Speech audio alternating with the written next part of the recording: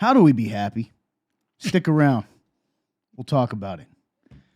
Welcome to Real Talk, episode 198. I'm Todd. This is AJ, and we're back. So, folks, I was immensely caught off guard with the question thing because this is new to me, and it's getting me every time. But it's a good question. How do you be happy?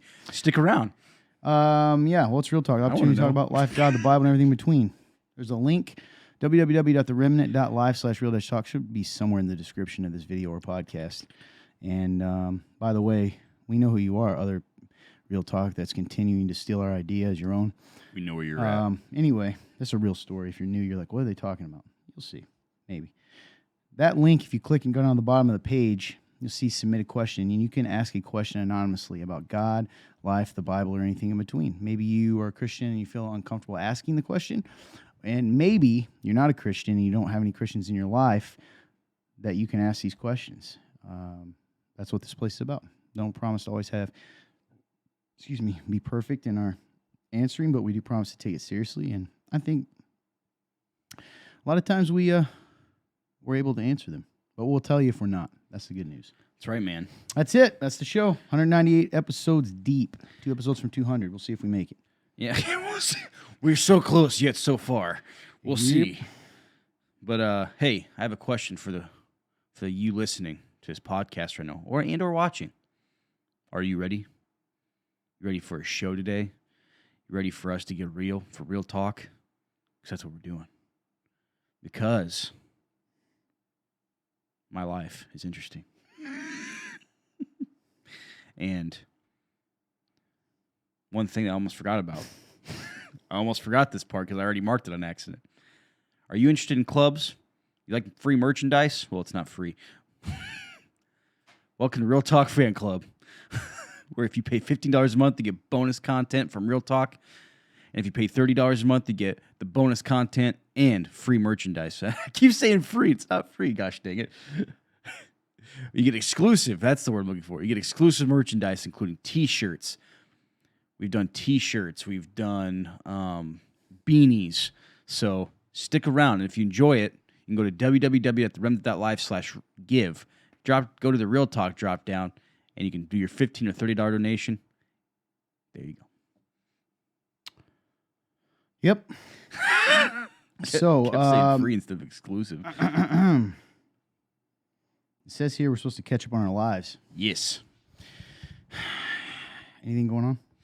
I don't know why I breathe so creepily like that. But I do it all the time, man. So, first thing I want to tackle is my car situation. Had an alternator go out in my car.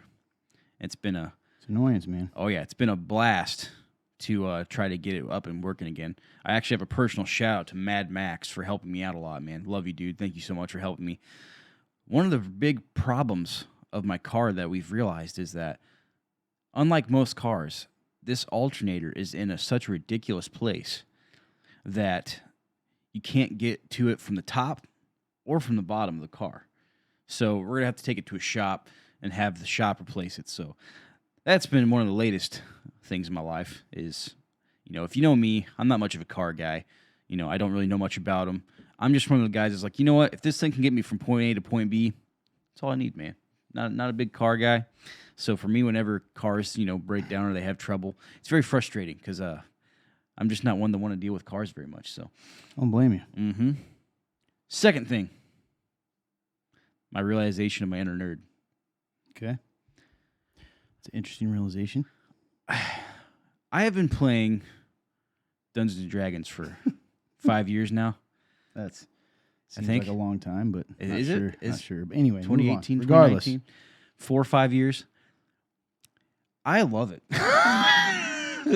A bunch of Christians going, you demon. We're Christians too, so we can make fun of ourselves. I love role-playing games, man.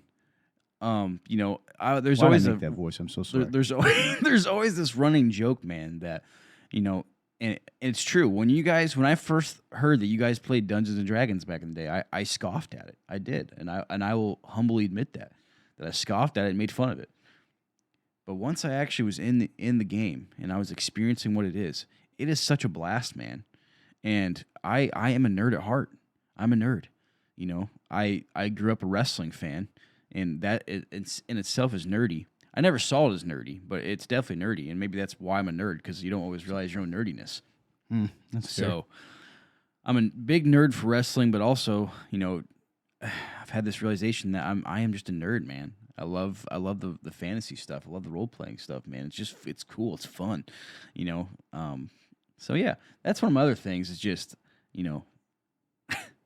sometimes I don't realize how much fun I'm having in it. I'm like, dude, if you write off Dungeons and Dragons, man, you're lame.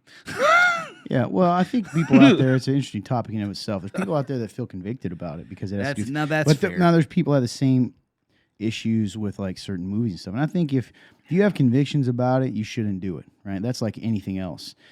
People don't watch anything above PG because they feel conviction about it. And it talks about that in Corinthians, about how we need to be obedient because God knows what we can and can't handle, right? Yes. So he's going to tell people. However, what I will agree with you is when people start to try to make a man-made rule about something that's not man-made, so they feel conviction, hence they believe it's wrong for everyone. And I would agree with you. And like anything else, can it be turned weird and bad? Sure. But so can World of Warcraft or what's the other one? Call of Duty and all those things. So, anything. Or euchre, for that matter. Literally anything. So, yeah. But I think you're talking to the people that just make fun of it for making fun of it. It's true. Well, what's funny, dude? It's become so mainstream and popular now. I don't know how many people do that anymore. It's true, I mean, man. they still do, especially here in the old Midwest. Yeah, dude. It's one of those things where I'm so glad that I'm a part of the D&D clan now because, like, I don't know, man. It brings up it's just such a fun experience. And, it really does, like, it's team building. It's all these fun things, man. And so, like, I don't know. I'm just glad to be part of it, honestly, and I'm glad that I didn't, just stop at making fun of it. I actually gave it a chance, and now it's like one of the funnest things I do. So yeah, and it's cool just hanging out with people. It is, man. Having a reason to do that. Yes. So that was another thing. Was just so random, by the way. What? You went from car trouble to that. Oh yeah, that's my life, man. Random. That's fair. Real random. Anyways, last thing I have, Joy Challenge. You talked about that last week, I believe. I took you up on that offer of doing the Joy Challenge, man, and it's been such a cool, it's made my days different, One thing that I've realized is that the Joy Challenge doesn't necessarily promise you a good day, but it promises you a better day. That's good. I like that. And it's because you're doing what God's told you to do. As a believer, you start the day with praying and reading, and it's funny, man, how you can put in such little time with what God tells you to do, and it can change your entire perspective of the day. It's actually really convicting. So part of the Joy Challenge was doing those two things, but then also doing the push-ups, like everything, and that's even helped with making me feel more awake and all that kind of stuff. So taking you up on that challenge, man, it was really good, and I really appreciate you really appreciate you laying it out because it's been a difference for me. So I just want to say thank you. Yeah. Hopefully. So that's really all I got in life, man. I'm sorry for those if I sound weird. I'm very congested, so I kind of think I don't notice it too much. Oh, good, because my voice feels kind of shaky in my own throat. So, yeah, man, I think that's everything. What about you, man? How's the highway of life treating Todd B? I was pondering because I was even listening to this because we had a question down here that asked us about 4 years ago, and we'll get to it in a second, but that interaction that just happened is part of the issue. We've stopped having conversations and started making statements. So because it's almost like we're trying to talk to you guys out there, which isn't an issue, but that's not what the show is built or entirely around. So this isn't. It doesn't matter. It's just interesting. If you stick around, you understand that we have a question. I think that's part of it because we're asking what the difference is. That's a big difference because I can't even ask any questions about that. It was rapid fire, and I can't even enter into any of that. Dude, I just realized that. You're right. It's weird. I get it. Well, a couple things. You like to know random things. My hair's at an odd place right now. You can't see me. It's longer than ever on top. Okay, and if I have no idea what it even looks like. This is the truth. You think I'm kidding? It could look completely just out of control. I tried the best I could today. Now it puts me in an odd spot. And why you're so worldly. Says some nerdy Christian out there. Ew, why do you care? Ew, why do you take showers? Anyway, my point is with that it is a stressful thing, man, because this is kind of an aside. Do you ever get stressed about getting a haircut? Dude, I get stressed about a lot of stuff like that all now. the time. I don't know what it is about it, right? Because it's not, well, long story. For me, I have to drive out of town now. Yeah, which that adds to the stress for sure, the drive. It does. But the thing about hair, getting your hair cut, that is part of it, certainly the drive for me right now. But it's such a like, it's like an hour out of your day, okay? Oh, 100%, yeah. And I've found, and if you're one of those people out there that's good at this, this is awesome, because this would be tough, because they meet so many different people that cut hair, right? Oh, and they meet hundreds. Most of the time, not all the time. When I was in high school, I had the same guy every time. It was a guy, older guy, because he was related to my aunt. It's a long story, aunt by marriage, and so he was good. And he was kind of guy that just got to business. He didn't really talk much, and so that's kind of what I was used to. So when you're a lady, I was thinking about this a lot. You have to deal with probably some guys being creepy. Creeps, 100%, right? No matter man. who you are. Definitely. So you got that. But you got to still keep talking. And so what I found is you got this weird mixture when you go and get your haircut. Because there's ladies who clearly think every single male is a creep. Sure, Yep. they walk into it already expecting that. Yeah. And so their interactions with you are very awkward. 2, the opposite. They try to talk, but they don't really want to. So it becomes this strange social game where it's like, I am talking to you, man, that cutting your hair, but I do not want to talk to you. But I'm asking you questions as though I'm interested, but I'm not. And I'm not making fun of them. This is tough because I don't think I could do it. So then I'm in the awkward spot of like, I'm responding, but deep down, you and I both know this conversation is not even necessary. Yep. And the third are the people that just cut and get to business. Now, stay with me. That's the easiest. They don't want to talk to you. They cut your hair. Doesn't mean it's the best situation. Yeah. It means they just want to cut your hair. And this is a genuinely tough job. I'm not mocking it because I don't know if I could do this. No. Because you can't really have a bad hour. You know what I'm saying? Because they're going to go, wow, that person was mean. So what I'm saying is it's a very stressful social moment. A social interaction, transaction, as it were. A social transaction. I like that. A social transaction that happens when you get your haircut. And it can be an awkward thing. Definitely. And I feel for them, so as long as they are not cruel and don't butcher, which means they don't listen at all, because my hair, I tip very well in haircutting because I know that's a difficult job. Because I don't think I could do it. You know what I mean? As far as like, imagine having to be on all the time. You get what I mean? So why do I say all this? It's a stressful point in my life right now because I don't know when it's going to happen. And my hair, if you can't see this, as you listen to the podcast, is like if it's not controlled, it could be like a chia pet. Chia pet. It's the way I view it in my head. So I'm at that place. And I've had certain people, and I'm just talking to you guys like you're my friends right now. If you're new, you're going to be like, this is so worldly. I came here. Yeah. Anyway, I came here for Bible. Yes. You'll get that in a second. Yeah. Stick around.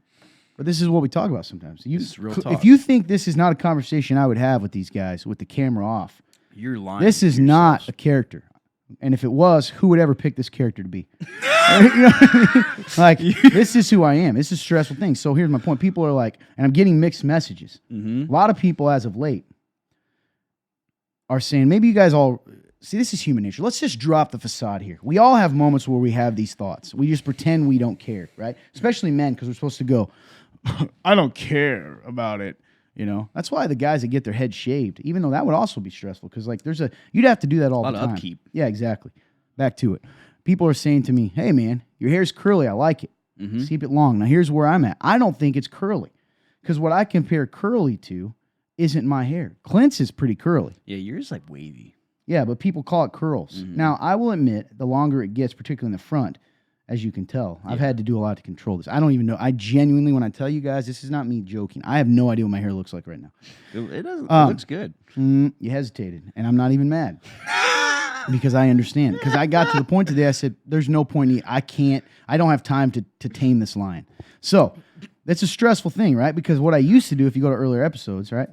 Tight on the sides, shortish on the top, and it's real easy because I just do kind of this messy, spiky thing. It's over. It's done. That's right, man. You got. And I still try to do that now We'll get to that in a second. And it's very stressful. So I want to tell that. So what do you guys do about that? Guys, girls, how often do you get your hair cut? Do you have a set amount of time that you get your hair cut? No.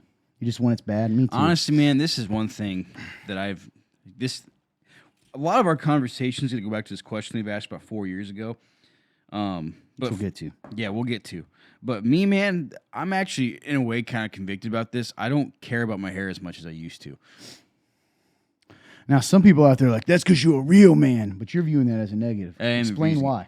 Because I look like a hobo sometimes. Why do you think you're not? Like, why is that a bad thing? Because some people could say, oh, AJ, that just means you're more confident. But in your own mind, you know it's not. It's if anything, it's because I've lost confidence in myself and I don't care to do it. Yeah, which is honest. Yeah, like, and that I mean that. Like, again, you'll see. But like for me, you know, I today I haven't done anything to my hair. I woke up and this is how my hair is. At least yours lays, man. Yes, I'm lucky. I'm just lucky that it lays like this because I haven't done a single thing to my hair, which is almost uncomfortable to admit because we're on a show and people are like, ew, you know, look at they're supposed to be host people. They're supposed to be professional. I mean, you're right, but so yeah, man, I get that. But I actually want to make a point to you about this whole haircut thing. Yeah. When you said people are like, why does he pick his phone up? There's two reasons. One, I take notes sometimes because I can't read because my jacked up finger, my own handwriting. Two, because I randomly get these texts and they will not stop. It's true. I've seen it. So I want to make a point earlier about this whole haircut thing. I think in a way I understand how you may not be able to cut hair, but the concept of it is very similar to being a waiter. Go on. I think you could do it in the sense of like, oh, the way because I was a waiter at one point. Yeah, so that's like, fair. But you don't have to stay. Yeah, but you're not at that table for 30 minutes. That's true. You're not just Imagine that sitting there. That is hard, and you're also trying to do something way more in depth. You're trying to not mess up this person's hair while also having a conversation at the same time. It is. And there are people that I've met who are very, very gifted at it, and part of that is it's just natural. You can tell they're just, hey, I'm good at my job. I don't have to panic, and also like I am. Good conversationalist. Yeah, and there's a lot of pressure with those jobs because tips, man. Well, people are mean. That too. You know, it doesn't matter. I've been in there before. You know, and it's like you. The worst is listen. If you're one of these people, you need to straighten yourself up here. You understand these people, right? Walk in and they throw a fit because it's busy. So they go, "How long's the wait?" And they're like, "Oh, it's about an hour." And I've watched them yell at them. Yeah, sorry, people. I even heard someone one time say, I don't remember if I heard this or the lady told me. But like, oh, you're going to lunch, huh? Like they are these robot people that aren't allowed to have a lunch break if the line's long. And it reminds me of fast food too when I worked there when they're like, what are you doing? Oh, yeah. Why are you taking a restroom break? You've got a line here. And it's like, I'm a human. Yep. I have to use the restroom and eat. And the sad part about true, them man. is fast food workers are constantly on a borderline of losing their minds. And we don't have to be on all the time. And in fact, we have people that are relegated to the back, and we chain them back. No, we don't chain them, but we send them to the back. Chain them back there. And, even if we did chain them back, it's not because we want them to we have to keep them chained there to work. No, it's to save you from them. These are not happy people. Yeah, man, it's tough. Definitely, man. Yeah. They get very angry. Oh yeah, all the time in fast food, and you're like, "What? Why are you so angry? You just got to the speaker. You just got up here." Service industry's hard, man, because they do kind of dehumanize people. Oh yeah, and that I don't know, man. There's a lot of arrogant humans out there, and it's just true jerks. Anyway, haircut. So that's that. Back to yours. You are blessed. At least it lays. That's true. So that's something. What I would say is the other thing I'm kind of dealing with, and this has sort of been where I've been, right? I think I mentioned on the show that I'm trying to do, which my new planner just came in. I've been doing it on my phone now. It's an hour by hour. That's cool. It's hour by hour, and like your to do top 3 things and all this other stuff. So if you're new or you're listening, my life is pretty wild as far as like busy. Okay, and I hate saying that because everybody's life's busy, but I hate being trapped.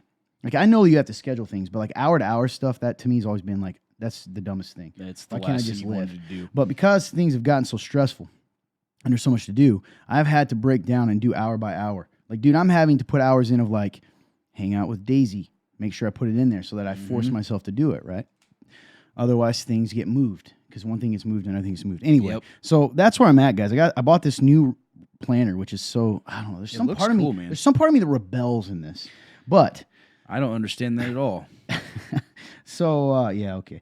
So why am I bringing that up? Because it's all part of this same thing, man. And I think I'm stuck in this loop, is what I've realized in life. And I don't know if you guys ever feel this way, even those of you out there. And I've mentioned before in the shows, like I think I'm in an existential crisis, which ironically, a good friend of mine, younger guy even, says he's in the same place. If he listens, love you, brother. Shout out to you. Hang in there. I get it. So what's an existential crisis? Those moments when you start like pondering the meaning of life, right? As far as your day to day. Well, that's sort of moved into this place now as I've been processing this for the last few months. If you're a real talk, real one, or a listener that's listens a lot. And I'm trying to figure out like a rhythm. You know what I mean? Because life should have a rhythm, man. It should have a rhythm. And mine has no rhythm. I get the concept. Except, now here's where it gets interesting. A rhythm is not a loop. And I believe that I'm in a loop. Interesting. Okay. Okay. So a rhythm is like this, right? Say it's a pendulum, and I've heard this. So let's just use work and rest. You work, work, work, work. I'm using, if you're listening on the podcast, think of it like a pendulum swinging. So you work, work, work, work, and then you naturally work less and rest, and then you work, work, work, right? And then you rest. And honestly, biblically, and I've heard this before, is that God kind of describes a rhythm for our lives. That's why He tells us to rest in general. What I'm learning, and I know I complain about this a lot, guys, but hopefully you can hear that it's sort of changing. It's almost like I'm getting deeper into the issues here. Beyond at first, it's like I have no time for anything. I'm stressed all the time. To, okay, I don't sleep. To, I need to rest. To, like, okay, now I'm in this loop. Right? And the loop is recognizing things. What? Recognizing things. Yeah, I'm trying. Yeah. And I don't know if you ever feel this way. And you guys understand, because we're friends, we work together, all of us in the show, it's hard to not. Sometimes the reason it can seem like we're just talking gibberish maybe, or like random things, is because we have real talks all the time. Yeah. So we almost have to not talk to each other to be able to talk on the show. So today, we haven't really talked a lot today, or the last couple days, like deep. I mean, we always share some things. But what I realized, man, with this loop is like, it's kind of what I'm trying to do is, what I've realized is the planner, the sleep, the rest, the fun list. It's all about me trying to get out of this loop. Because I've realized, and I said this before, I do not control my schedule. It controls me. And there's this part of me that looks at people who have their life very, very scheduled, and they always seem more stressed. Anxious, man. Right? But maybe they are. Some of them are. In fact, I know some of them are. When I look at my own life, it's like, but they're also getting their crap done and their stuff done and seeming somewhat healthy. It's true. But it seems like you have to choose, and we talked about this briefly this morning, me and you guys. It's almost like you're forced to choose between being that person, which is an overly anxious, scheduled down to the minute person. Yeah, high like strung. Even your fun. I used to joke with, Timmy T and his wife, because she's listening. I love her dearly. Old jellyfish here. She used to always say like, oh, we're having fun. I used to always tell her, like, I love hanging out with you guys, and I hate it because in your mind, it always feels like we're in that. But I get her life. Her life is wild. Yeah. Being a mom, and she's a professional too, and a wife, and she's really active in our church. So when I look at them and I see that they're functioning, it's also like, for me, I think I rebelled against it, not because I think they were doing anything wrong, but because to me, it's like, I feel like I'll suffocate. But then on the other hand, if you don't, you're in this loop, and I feel like I'm always trying to catch up. And if it feels really crazy, that's how I feel. I'm talking fast to like put into, to sort of symbolize how I feel. Yeah. And I guys, I don't know if you out there, you ever feel this way, but there are times that I'm like, how can this be life? I cannot catch up. I may, and if you're out there and you are, share with us. How do you do it? How do you stay caught up and stay joyful and not suffocate? Because I'm going to do this, and I think it is going to help. Okay, so regardless, I'm going to plan my stuff out, and it'll definitely help me be more productive, et cetera, et cetera. But when I think about this loop that I'm in, okay, so I have ministry, which happens to also be my job. But you guys know, and I'm not bragging about this, like I certainly do more than I'm paid for, because It's I don't view it that way. I don't view that I'm doing the job to be paid. I'm just viewing that like as I'm doing ministry, the worker's worth his wages. I'm kind of getting taken care of to do that. Yeah. Right? So we've got that. So that's half this loop. But then I, have family that I'm trying to balance, right? Mm-hmm. And just those two things alone, because for instance, you guys know if you're a listener to the show, I'm a new dad. Love my daughter a lot. Her name's Daisy. Mm-hmm. And she, I never did put a picture of her up on here, did I? I should do that sometime. Because it's already out there now. Put it, well, I love her to death. And so I don't get to see her enough, so I feel guilty. So what I've done is I've made my schedule so that I'm essentially, she doesn't ever have a babysitter. Mm-hmm. Because I am with her, right? Her mother's with her. But because of that, because of my personality, I still want to always make up my hours and make my time, even though I'm not paid hourly, in order to get stuff done. Yeah. So I end up, what I've realized, and it's taken me a long time, is say I'm watching her, so 2 days of the week I watch her half a day, so one day, and then one day I watch her a whole day. Mm-hmm. Right? Maybe it's 1 and 1 now. It doesn't matter. And then the weekend. So like this week's a great example. Okay. I will have her half a day and 2 entire full day on Friday, full day on Saturday. Yep. It's different than normal by myself because of some things that are happening. I love that. So I'm not complaining. Yeah. I'm not complaining. Sure. I don't think you are, Right? but Because it is I a love lot. the time with her. But then it's like that, because I do that, which is good, I'm then overwhelmed and stressed and feeling guilty because I'm failing sometimes in professionally, which I'm trying to, or ministerially, right? And it's not even the pendulum, dude. No, it's not. It's a loop, because the pendulum would mean there'd be moments where it stops. It doesn't. Oh, yep. I see what you're saying now. I'm getting it. So for me, let's say, okay, well, I'm going to be a better dad. Well, being a better dad makes me a worse worker. Well, okay, so I'll be a better worker. So worse dad. Okay, I'll do both. Well, now I don't sleep and I'm grumpy and I'm bad at both of them. And okay, so maybe I find enough time where I can sleep and still do them. Okay, well, now I don't do anything except those two things. And guess what? It's never enough. I don't work well enough. I'm not a good enough dad. I don't do enough time. I give too much time here, too much time there. And it's like, so what I've tried to do, because I'm bullheaded, is try to continue to just, I've realized that my loop is partially caused by the fact, and if this is chaotic, I'm sorry, guys. So you need to help me, like for real, because in case they don't know, like if I'm not speaking clearly. But what ends up happening is I end up acting like I can manipulate time. Yeah. No, for real, right? So part of the reason I don't sleep is like, okay, so I'm with Daisy for a full day.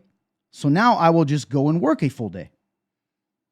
Right? So let's say you do that. Let's say I'm with her 9 hours, then I go work 8 hours to make up for it. Now I'm 17. You guys know how many hours are in a day? 24 There's 24, right? So 24 minus 17 is what? 7. 7. Yeah. Okay. Now, I'm already at a place.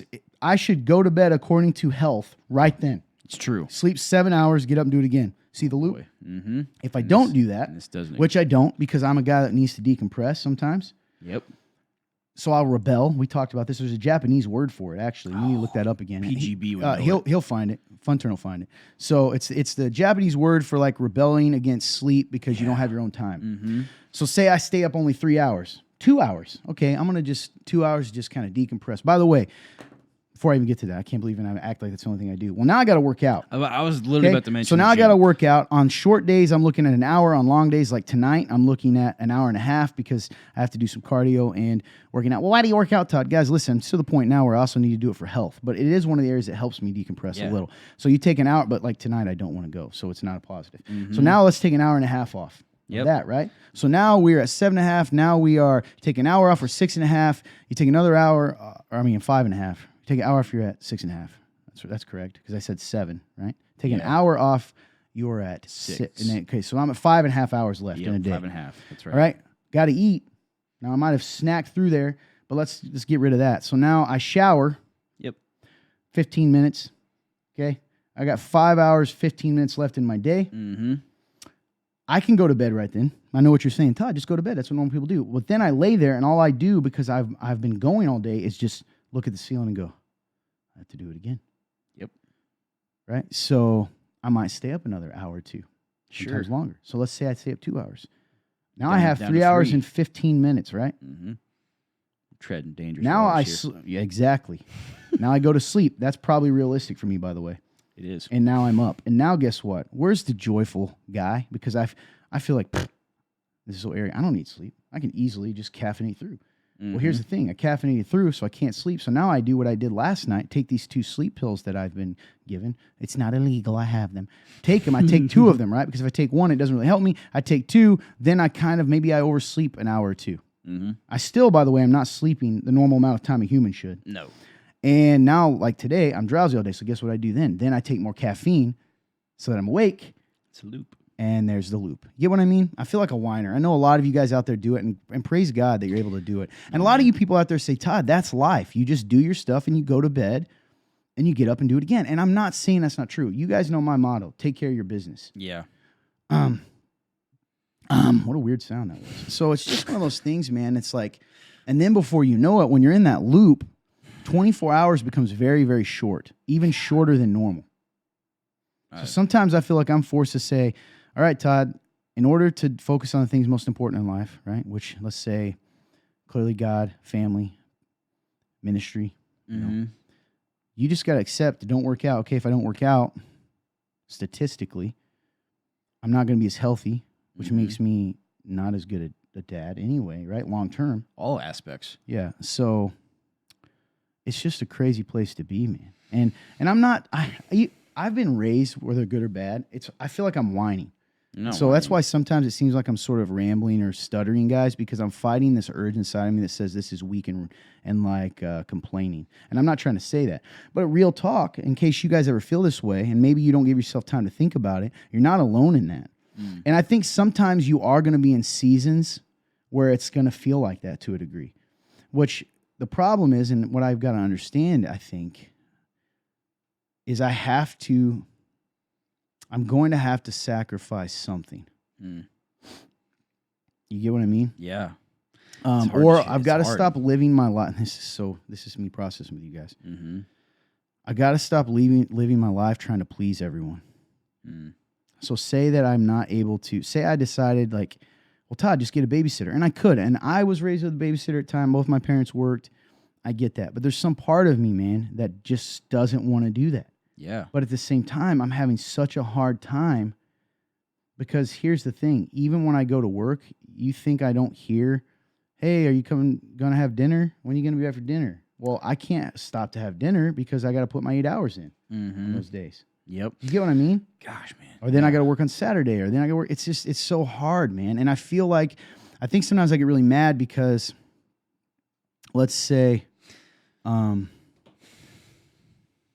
people at work, maybe I miss a meeting or two. In their mind, I'm just partying all day, and I just decided to blow off this meeting, which is so ridiculous. Yeah. Or at home, like, why aren't you here for dinner? You just, we all have jobs. And I'm like, that's not real. That's not what I'm doing. I'm not partying. You're wrong. So I keep trying to prove to everyone, and this is the bad part of me, that kind of tough guy is like, okay, I will do it all. Yeah, and that's where... Well, and I can't do that because I'm not Superman. So I'm sorry for rambling that long, guys. It's just... I mean the crowd, too. You guys out there, I don't mean to sound whiny or anything. I guess... I don't know, man. It's a loop. And I don't know how to get out of it without... Like, I don't want to make Daisy have to go to a babysitter. There's nothing wrong with that, by the way. Okay, I understand. Yeah, that's just your preference, man. You don't want that. But maybe it's because I had to do that a lot, and I remember not. I don't know. Sure, I didn't. We're all shaped by things. I didn't and didn't. My parents were pretty cool. Like, they sacrificed each other, honestly, for good or for bad, because one worked day and one worked night most of our life. It was just when that crossover happened, Yeah. So, yeah, I think that's a big part of what I'm trying to figure out, man, is that loop and trying to figure out how to, because there has to be a way. I refuse to accept what some people, and I don't think it's wrong, have accepted. And praise God for them, the people that can get up. I guess I've seen a lot of guys that are falling in the trap of, they're pleasers too. They've just given up health, and they've given up any sort of actual real joy. And in the name of, not any joy, that's terrible to say, like any personal freedom, because they feel like that's the good Christian thing to do. And I think it is sometimes, in some moments. But I can't do it, man. I don't know how people but see, they can't even look down on me because you're not watching your I get mad too, dude. That's another thing we talked about. I shouldn't even talk about this. I shouldn't say what I'm about to say. But I'm just going to be blunt with you. There are not a lot of dads doing what I'm doing as far as time. Now, the people in my personal life, they don't remember that. I'm just being blunt. That doesn't mean I'm a better dad. It means because some people can't do it because of their jobs, and I'm blessed to have a job with some freedom that I can move my schedule around. So Yeah. don't. But what I'm trying to say is sometimes people in my personal life are saying it's not enough, and it's like, dude, nobody's doing what I'm doing in this regard, even if they have the freedom. Because you know why? They're smarter than me, and they recognize it's terribly unhealthy. You know what I mean? Like, and I just have this weird guilt complex all the time with everyone, and that's weird to admit, and it affects me more than I let on. So weirdly enough, for as stubborn and bullheaded and as I can be, and I am, and I'm a fighter, and one of the things. But I've went to counseling before. Many of you have, and I always tell people that. I'll let you in on my personal life because some people feel weird about doing that. So I went to counseling years ago, and I remember them telling me that for all my bullheadedness, maybe being a leader, all these things, I can be manipulated through guilt. They said, Todd, all someone has to do is use your desire to be a good man to manipulate you. So this is what they mean, right? Well, if you were a good man, you would be home more often. If you were a good man, you would never miss these meetings.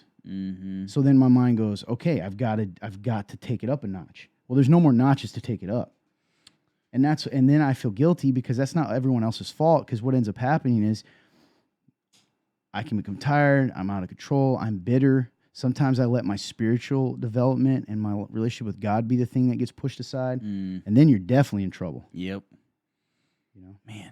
Does that make sense, or does that sound like a bunch of rambling craziness? I was about to mention something, man. I think what you're voicing right now is what a lot of people feel in life. Yeah, I think so. Here's the thing.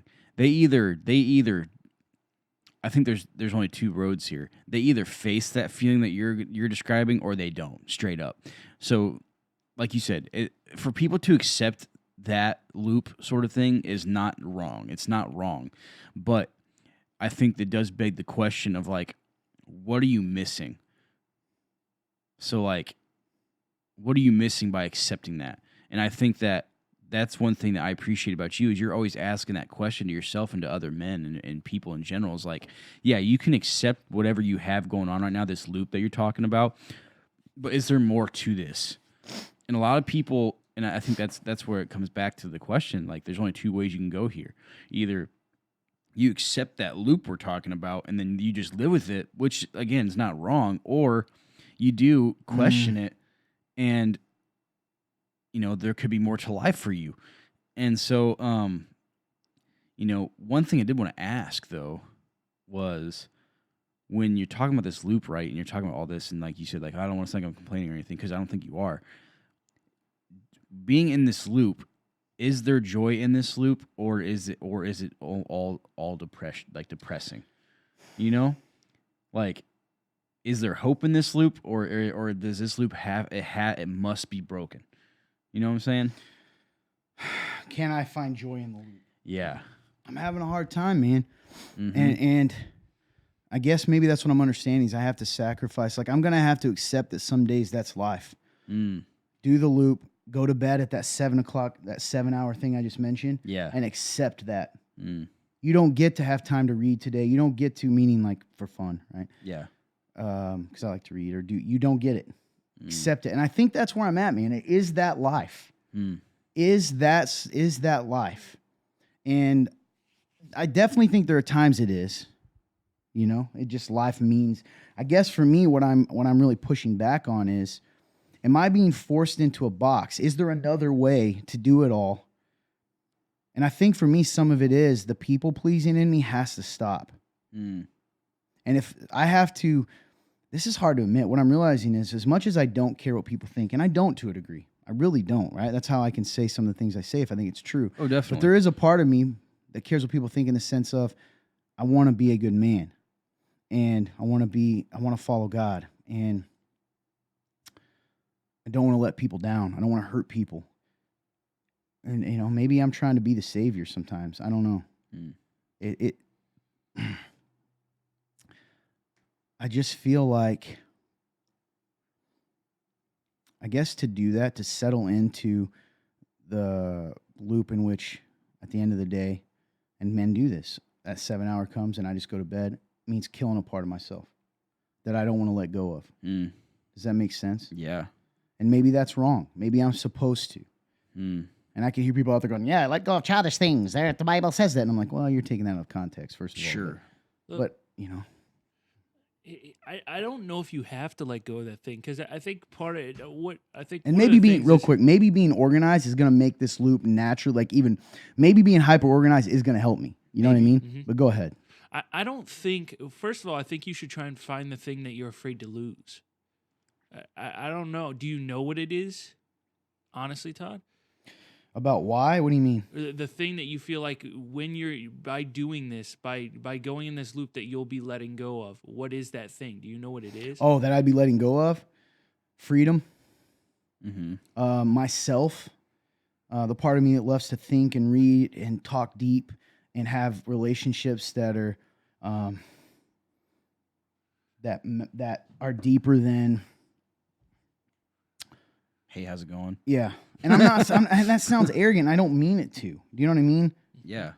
No, I think a lot of men have given up on that. I think a lot of men have given up on that, and I think it's very interesting. I watched a podcast this week, well, bits and pieces of a podcast, and it was from Joe Rogan, and I forget the guy.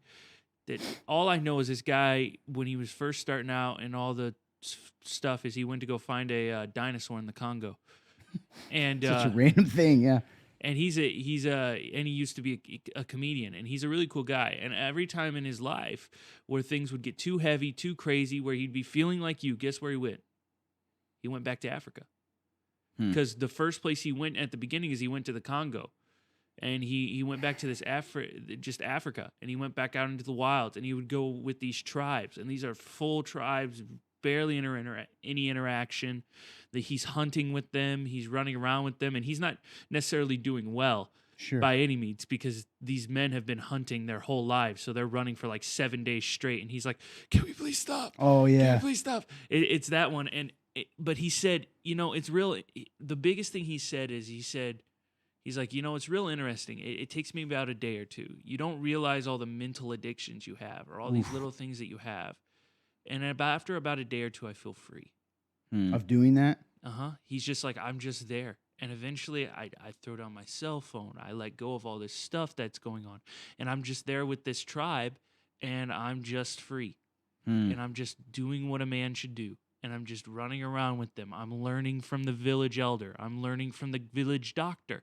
I'm hunting with them. He hunted baboons. I saw that. And yeah. it's that guy. And he kept talking about this. And I remember going, it's a very interesting thing. Now for him, he always goes back to Africa, but maybe it's a question of what's that one thing you go back to that makes you feel free. Reminds me of That's good. It's a good question. Wild man. at Heart. Because I think we get so lost. There's a funny quote I could say there, but I'm not going to. There's we get so lost as men today in all this crap that's around us, because it's all pointless. Because men and how they're portrayed in the Bible, but also how we are biologically, isn't meant to necessarily be. We are savages that have been domesticated, and you see this plight across manhood. The reason you see the problems is because manhood has been domesticated, and men are not knowing what to do. We're dying on the inside because we're not doing what men should do, and we all know that. But here's the thing. Let's take you, because I think you do know, and me too. And I'm not picking on you, so hear me on this, because everything you just said is honestly really good, dude, and it actually made me like have a realization. So thank you for sharing. Because the question you asked was very deep. What it makes you feel free. But when I was thinking, so say you, right? You know that you're like me, and you still be on your phone. Mm-hmm. What are we looking for then? Now I know what Wild at Heart tells us, and I believe it because I've seen it. Adventure, that life means more. And this isn't about even ministry. Listen, you can be a widget maker in a factory, and you're just as important as a king for the lives that you interact. We live in the reality of the Bible being true, the gospel, the kingdom, and you can be a king in that, right? You're living your life purposefully. You're being the best widget maker you can while also loving people around you, all those things. But it's like, why do we keep doing that? And so for me, it's not necessarily my phone in the same sense. I mean, I do. Yeah. I mean, I think that's deep enough. We could go on and on about that. Oh, yeah. Like what that's all done to us, right? Oh, absolutely. But for me, it's relationships, man. For me, it's human connection. Because there's only kind of two modes for me, I've noticed. I can actually go solo mode and entertain myself and be completely fine. Mm-hmm. I can. Like Yeah. It might take me, it's weird. You know me, I like to read, I'm a nerd. Sure. I can fall in that place. And I also, but it's like, I don't even know how to put it in words. But I'm not allowed to do that either. Because society says you can't. Well, and we shouldn't because we're made to be in Made to relationship yeah. and our American culture. Like, so when you describe that, there's a part of me that goes, yeah, that's living. But those dudes are with each other all the time. They're probably joking in their own ways. They're laughing. They're committed to a singular purpose. So in the moment they're hunting baboons, right? They're doing it for a reason. I don't remember if they're doing it for food. They probably are. They right? are doing it for food. So they're hunting these baboons for food. Yeah. This is like, and maybe that's the point, man. Maybe it's viewing things as hunting the baboon. Uh-huh. And you want to know what? That you brought up something that I don't even know if you remember from it. That's what he said. He said when he was there, it's ridiculous. He's like, I couldn't fully understand the language because the language they were speaking was a kind of the click language that we all hear about. Mm-hmm. And he's like, I couldn't fully understand him, but every night they would come back, they're eating all this, they'd eat the baboon, they'd eat all this stuff, they cook all the food. And from morning till they lay their head on the pillows, they're laughing, they're joking, they're having a good time, they're smiling. Not a single one of them are sad. Not a single one of them is depressed. Like he even brought up the idea of like when they talked about America, they're like, why would I want to go to America? That's the place where people jump off buildings. Why would they do that? And that concept for this tribe is so foreign to them. And it just reminds me because you brought up that point, like it's so much more simpler, and they're just doing it, which we can also go into the fact that they were just laughing at fart jokes and stuff like that, and how vulgar our culture is at this point, that we have taken everything far too far, which is what he talks about in the actual podcast. But 100% that's what it is. It's just going back to the simplicity of this, because I think we as men. Good sermon you did. Simplicity. Yeah. I think as men, we complicate things far too much. And Well, then we get boredom in the We say that. Everybody says that. I guess what I'm trying to say is like, yes, we do. What is it to simplify it though? Yeah, other than think about life, looking at a phone scrolling is pretty simple to me. That's a pretty simple thing you're doing. So yes, it's like, yes. But one of the things I take from you, right, is a guy. I told you guys this recently. It was Jocko Willink. Okay, he's not telling you. He doesn't actually cuss that much. Weirdly, No, he doesn't. Former Navy SEAL. He's kind of a motivational guy. He's got podcasts. Pretty cool guy. He's accomplished a lot. yeah. Oh, yes. What's interesting is he mentioned he actually was wasn't a great athlete, which made it even more impressive that he beat that stuff. But he said this thing, and I told you guys a few weeks ago, and I think it's true, and I do this sometimes, but I think maybe this is the key in what you're talking about. He's like, stop thinking about it. Stop thinking about the thing and just do the thing.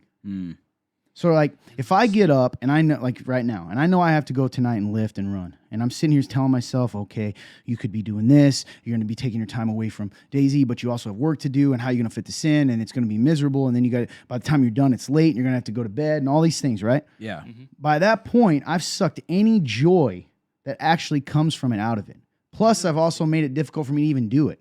Yeah, because you psyched yourself out. And so I think you brought up a good point, kind of unintentionally even, in that maybe that's part of it too. Maybe I'm overthinking things, which is, that's another thing that frustrated me this week, unrelated to all this. Actually, I'm going to bring that up after this. All right. Actually, you want to know, this actually relates all back to a verse. This hit me a few weeks ago in one of your sermons. I can't remember which one. I would have to get my notebook, and that's nowhere near close, and I'd have to run in front of the camera. So I wrote down the note, and it was a childlike faith. And this all goes back to that idea of childlike faith. Have childlike faith, and you don't worry about those things. Think about your daughter. Daisy doesn't care. Doesn't worry about it. I mean, about that She's stuff. so free. She's so free. She just runs around, and she just trusts that it's going to be okay. She's going to do this. She's not complaining about what's going to happen. She's doing. And ironically, Jocko is not a Christian, but it's that same thing. It's that childlike faith. That's even what Jesus is trying to tell us, of like, just let it go. Okay, we're saying it, But and that's everything you're saying true. is I true. need to How do do it. we? Well, no, I'm not calling you out. What I'm saying is, how do we move from the knowledge to doing it? The other thing, gosh, what did you just say? I'm losing my train of thought. Yeah, I don't know. I guess I can end this conversation because I don't want to keep going about. But it is hard. It's hard to get out of this loop for me. Yeah. And I do think about it a lot, and because I am certainly not content. And I look around at other people, and then I can start thinking there's something wrong with me because I'm like, well, everybody else seems pretty content in it. Mm-hmm. Now I remember what I was going to say about being free. Why, when I look back, and I'm sure it wasn't because I was sad, and I'm not. Why was I more free before I was in church and a believer? And I'm not talking free to sin. I'm talking about I felt. You've said it yourself too. I'll tell you what it is. I think a lot of it is, you know why I can't be like Daisy and be free, even though he says childlike faith? Because the church won't let you. Dude, I saw something about this too. Yeah. The church won't let you do that. You can't not worry. You can't let go of your sin. You can't confess and repent and move on because the church won't let you. Somebody's got to make sure you know how sucky you are. And we know there's goats and tares in the wheat and all this, but the thing, and I don't give a poopy doopy if they upset. The big part of this is Christians should be biblically literate. No, but I'm biblically literate, and I still struggle to get swept along the current. But Yeah. Oh, me too. Christian leaders, man, you guys are the ones. We are the ones who are causing this because you're following this culture, which is kind of in our series. Dude. That half of it doesn't actually. Jesus didn't actually say it had to be done that way, but because that's the way it's done. But people don't want to hear it. We've created these man-made rules, man, and added them to the gospel. Itching ears. And then all of a sudden, you know it's not right. It's all a weird game, man. It's all, and that this is a little off topic. Now we moved into the church, but you just made that comment about Daisy living free, and I've thought about that a lot because I told you that a few weeks ago. Of like, hey, I see her running around. I'm like, man, she just laughs and smiles, and she got to go to the bathroom. She goes to the bathroom. When she's hungry, and I'm not saying all of that's good, but it's like, good golly, man. I don't know. I just want to get out of the loop. Curious how you guys, how do you guys get out of the loop? Do you not think about it? I mean, if you have any thoughts, let us know. Also, you guys got to start telling me some of the comments people make. Just so you guys know, because I don't comment, I'm going to blame AJ this because I get blamed for everything. He doesn't tell me a singular thing that's commented. That's true. And I'm not on Facebook right now, and he does not tell me a singular thing. I'll make sure I do that from now on. And because I know there's good stuff. Oh, absolutely. It is good stuff. And that's kind of not fair to you because then you get to, you don't Do you get to think also that by experience the good yourself stuff. you're even able to respond to them adequately, or are you just get in the habit of like, I have to respond? It depends. Depends on the amount. We shouldn't do that because then we're getting past what we do. Yeah, it depends. Because on the then I amount. could even get on the other thing and like help with you or like, you know what I mean? Like you're doing the same thing. You're holding this weirdo weight because you think you're supposed to and trying to do the right thing. And in turn, you're not doing the right thing the right way. That's so true. Isn't that how weird it is? Man, yeah. I'm being too deep. And now No, people it's think not. that- No, No, not it's to not you. good. Not to you guys. Yeah. To the people out there like, you guys are whiners. Probably. Dude, if Childlike you faith did is interesting to me. just go ahead, Clint. real quick, if you didn't think for the love of everything, when you listen to people talk and you don't understand it, one, ask the questions. That's why we have the link. And that's why the link exists. True. It's so important. Ask those questions you have, but two, think. Just try to think about it.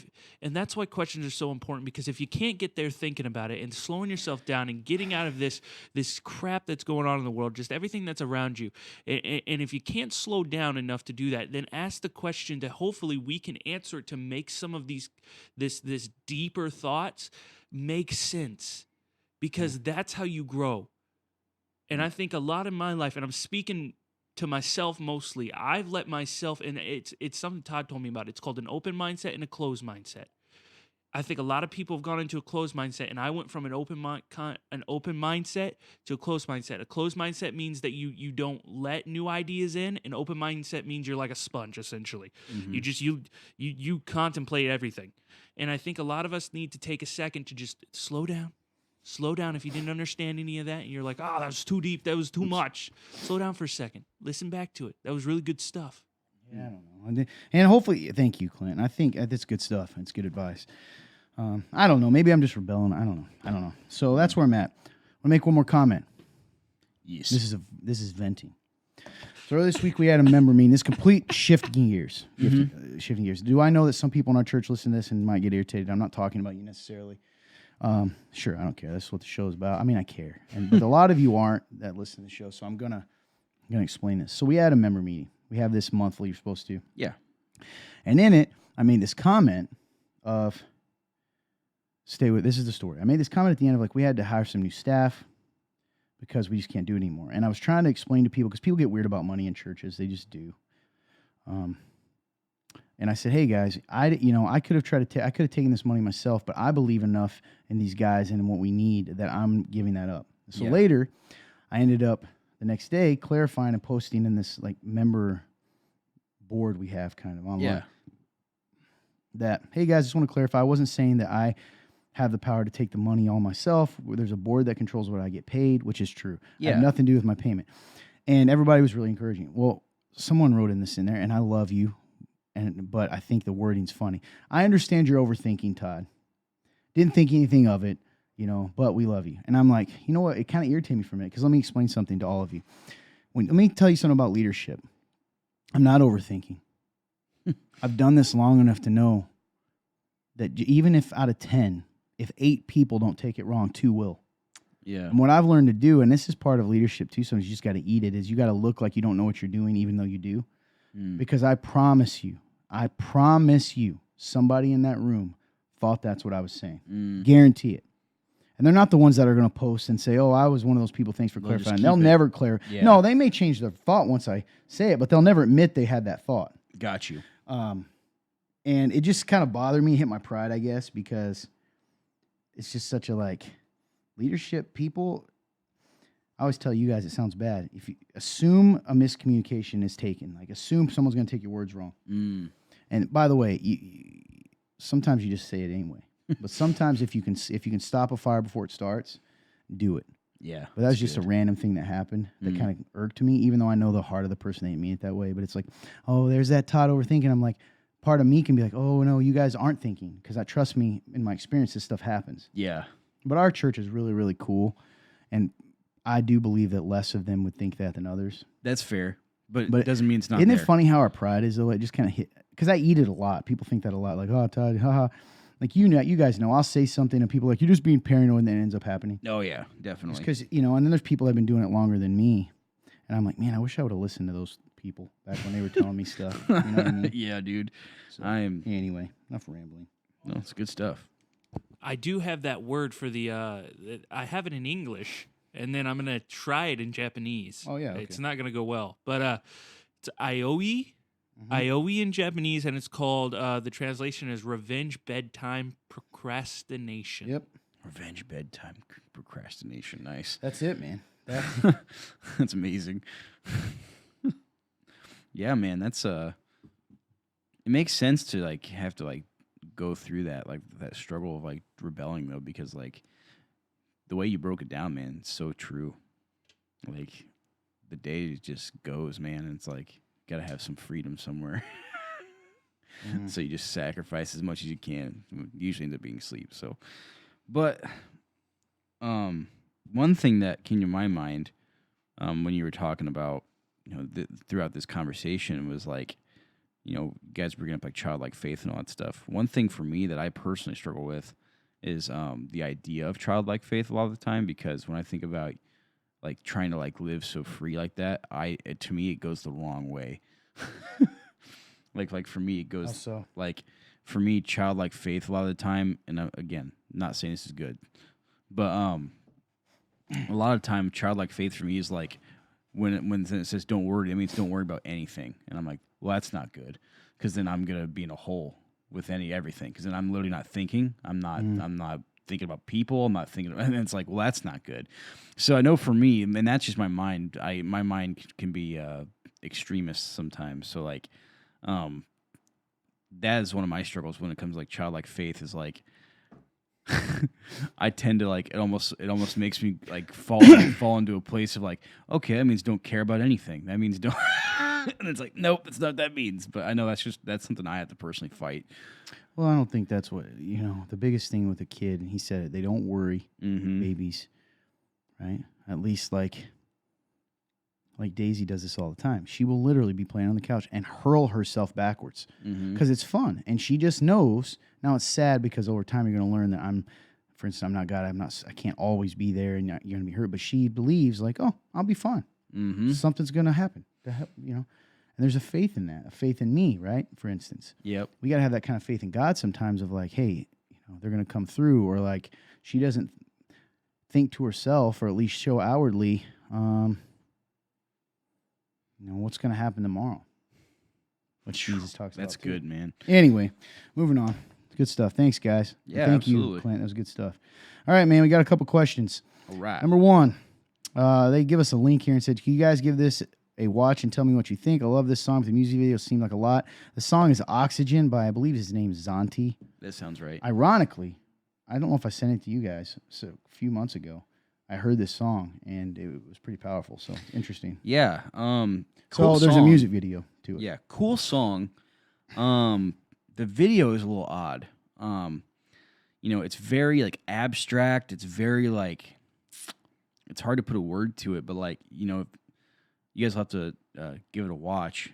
But it's definitely like the focus of the music is cool because of like the message of like the idea of like oxygen and how like he's alive now because of Christ. But like it's but if you're just watching the video and not listening to the words, like I don't think you would get that message. That's a good way to put it, dude. Yeah, so like if you're just watching it and like you're like, oh, like this music's cool, but like you're not actually listening to the message of the song, you may not understand that it's actually about Jesus.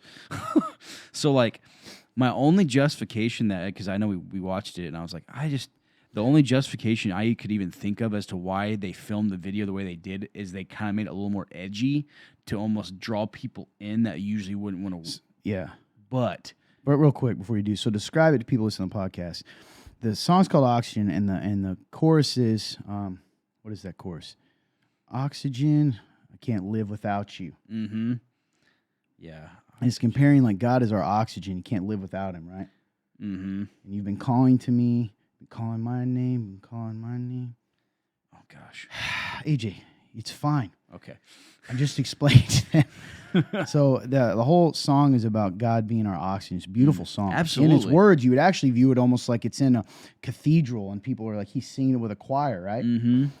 The music video involves blood, darkness, him being trapped behind some kind of weird plastic wall. Yeah. Creepy ghost-like women with veils over their faces singing Singing. behind him and disappearing. Yeah. Playing in blood. I mean, it looks like blood. This like oxygen mask, but actually has blood coming into him. Yeah.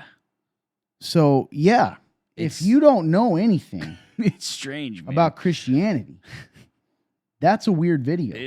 Definitely. And I like what you said. It's pretty powerful because I was trying to put words in it. Does it communicate anything? If you didn't know the words, what would communicate? And it would be creepy. Definitely. It's But I guess we very do know the eerie words. feeling. I read a comment. I took a screenshot of someone in the video, like comments, because I was curious what people were thinking about it. Yeah. And the guy said this, some free pub for you, at Daniel Reagan, RAGIN 2880. So some guy, but I should say his name. All right. So at Daniel Reagan 2880. This is on YouTube. He said, quote, I thought it was a tad scary, but I realized this is actually something that I needed. I was thrown off when I saw the splatter. There's blood splatter around. He goes, it turns out blood turns red when it receives oxygen. You're covered when you breathe in his presence. So he's saying it's so deep of like you're covered in the blood of Christ by breathing in his presence. His presence brings that, the blood of Christ has become your life and your oxygen. So it's cool that there's people in there. And the thing I will say in the comments, there were a lot of people still saying praise Jesus and all that. Yeah. And maybe it's not written to be evangelical or like an outreach song. I definitely would not have personally. I think it takes away from the beauty of the song, if you ask me. So yeah, it's strange. I'm still going to listen to the song. Sure. But I would not have wanted to watch the video because the picture in my head when I hear that song was literally a guy in a choir just singing. Beautiful. Yes, and don't get me wrong, I'm a weirdo, so like I like weird stuff. So like the creativity behind it to me is cool. Why is it creative? See, sometimes I like to push into this. Why are things only created when they're dark and evil?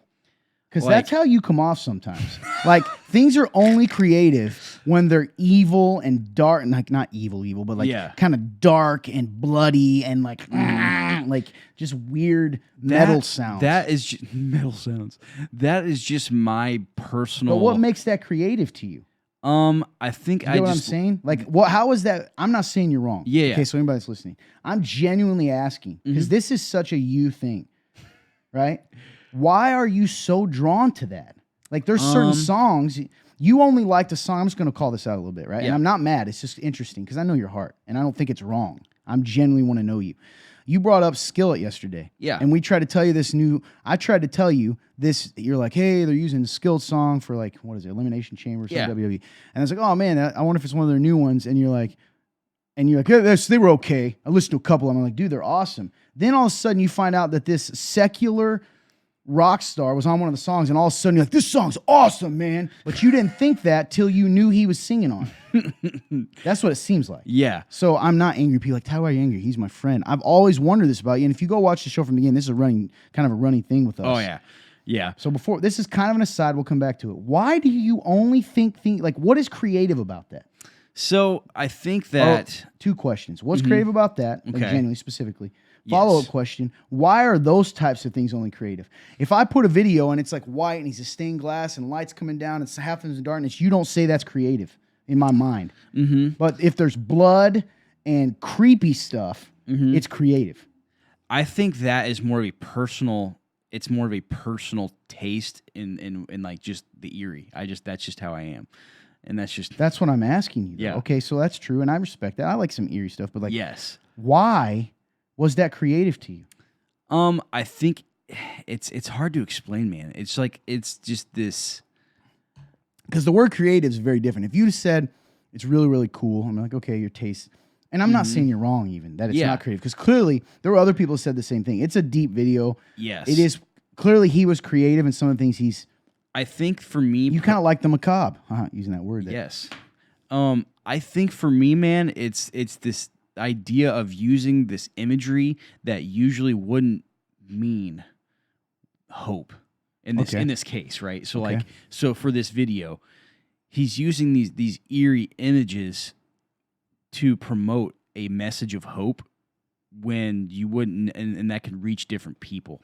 So for me, the creativity behind it is like, how can I take these odd things and create a message that it usually wouldn't mean? Does that make sense? Yes, and I also am not even disagreeing that some of it wasn't creative, especially when I read that part. Mm-hmm. This is bigger than that with you. Do you notice, and maybe I'm crazy, Mm-hmm. would you agree that you tend to find things more dark, more creative than things that are, for lack of a better word, more light? That's a good question. I think yes. That is what I don't understand about you. Mhm. So let's go back to the skillet thing. Did Yeah. you even notice that you did that? I didn't bring it up last night. No, because for me, You kind of gotta- blew off the new, did he not? The new Skillet album? Yeah. You kind of like looked at me like, yeah, dude, it's okay. Until you heard that guy was on one of the songs. And then you were like, hey, you hearing this song, man? It's sick. I was like, I told you that, dude. And honestly, no, I didn't really notice I did that. do you see it now or no? It's okay if we disagree. Yeah, no, I see it because like, So why did you kind of blow it off at first, maybe? I guess I didn't realize I was blowing it off because I think for me, I was more like, oh, like yeah, I like Skillet. I just like their older stuff more. Like, But now all of a sudden you love that newer stuff song. I found it interesting that they had a guy from 3 Days Grace. That's on not it. what you said. You said it was a sick song and it's going to be used on all kinds of things now. Oh, that yeah. was your exact words. Yes, I think that. Yes, because I was like, it's gonna be over like ESPN because like the sound of it is like that is like. Oh, but the sound, would you have thought the sound was that good if it wasn't him that you knew? Like me, I didn't know he was in there. I just thought it was them. Mm-hmm. Like that, and that might be hard to even know. Maybe you don't know the answer to that. Yeah, I don't know actually. That's a good question. You I just think have a that- weird. That's not weird. I shouldn't say that. I guess it's weird. Like I have a weird fascination with certain things too, and like my taste is Yeah. considered dark to say compared to like Mandy or Gabby, probably. Right? People Right. friends we know. Yes. Mine is definitely, and I'm with you most of the time. I'm not even saying I dislike it, but there's a line sometimes that like I can still. This is not better than you. I'm just very you're very intriguing to me in this Mm-hmm. because like I love Edgar Allan Poe. I love know I like watching horror shorts. I've said this. Some people Yeah. can't because it's very interesting, Mm-hmm. and I like that. Yeah. But I can also look at like that video. If that video had just been him in white, or if he'd been in black and then that blood splattered on it turned to white, I'd have been like, that's beautiful. I don't think you would have been like, that's as beautiful or creative. That's and- fair. and That's maybe a you fair, would've. That's fair. No, that's And a that's fair why assessment. I get so fascinated by it, because it's almost like that's all that is deep and artistic to you, which isn't wrong. Like Edgar Allan Poe wrote a certain genre for a reason. Right. You know, Yeah. it's just interesting. Sorry, I this is think complete. People are like, why are you guys talking about this? No, This is who we are. I love this conversation. I think that it's for me personally, I think that is just it's hard. I guess it's hard to explain. Maybe this will help. because, like, Don't overthink explaining it. Let me ask you this: when you think about it, okay, remember? Okay, let's think about your draw to secular music. Which Yes. again, if you know us, we're not legalistic. I listen to secular music. There's some I don't. Okay, because it just it goes too far. I feel conviction in it. Yes. You went through a period where you literally felt like God told you, because of your obsession with it, you need to let go of some of this darker music for a while. Definitely. And you couldn't do it. It's true. It's a big Why? struggle. What is the draw to that? I think the draw to it is I think the draw to it is feeling the raw emotion of like. And you don't think that? Oh, go ahead. Sorry, I didn't mean to cut you off. This is me just being interested in what you're saying. Yeah, like the raw emotion that I can relate to, like, you know, like I can relate to this. It's hard to explain, man. Like this feeling, which I know, like, you know, going back to faith for a second, like I know like truth is bigger than feelings, so like that's probably why it's hard for me. But like the reason why it's so drawing to me is because I can relate to it in a way, and man, like it gives like I feel it, like I just feel it inside of me, you know, like I just feel it, dude. So it's like I don't know, it's very interesting, and like I guess the reason why it can be so attractive sometimes is because it's hard to put into words how you can feel sometimes, especially when it's like not a good feeling. But then when you hear it, it's like that's it. That is how I feel. So taking that one, I'm not even gonna say the name of that band that we ended up finding out essentially created a mini cult. Oh, you yeah, were yeah. into. That was how you felt. What they were saying was how you felt. Not that specifically. Okay, no. but you were still drawn to it. Why?